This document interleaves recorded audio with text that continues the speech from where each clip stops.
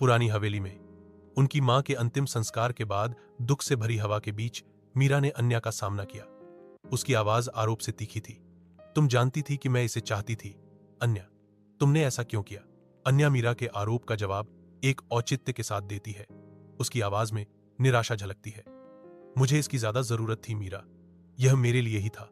मीरा पलटवार करती है, उसकी आवाज बढ़ती हुई। यह सच नहीं है, तुम्हें हमेशा वह मिलता है जो तुम चाहते हो। अन्या अभिभूत होकर स्थिति को शांत करने की कोशिश करती है। उसकी आवाज कांप रही है। बंद करो मीरा, मैं तुमसे बहस नहीं करने वाली हूं।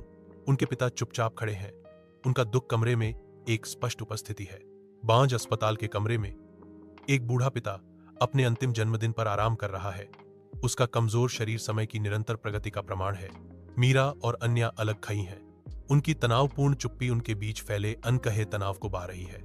एक सौम्य अंतिम क्रिया के साथ पिता एक पत्र प्रदान करता है, उसका अंतिम उपहार, इससे पहले कि वह चुपचाप दूर चला जाए।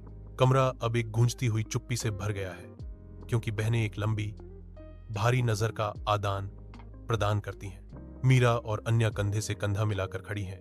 उनके पिता के शब्दों का भार उन पर डूब रहा है। पत्र में उनके पिता ने खुलासा किया है कि हार कभी असली खजाना नहीं था, वे उनकी बेटियां थीं। वह बताते हैं कि उन्होंने हार को इस उम्मीद में छिपाया था कि वे इसे खोजते समय सुलह कर लेंगे। पत्र पढ़ने के बाद मीरा और अन्या एक दूसरे को देखती हैं। उनके बीच एक साझा समझदारी गुजरती है। मीरा का हाथ आगे बढ़ता है, क्षमा और प्रेम का एक मौन पुल। जैसे ही वह धीरे से अन्या का हाथ पकड़ती है,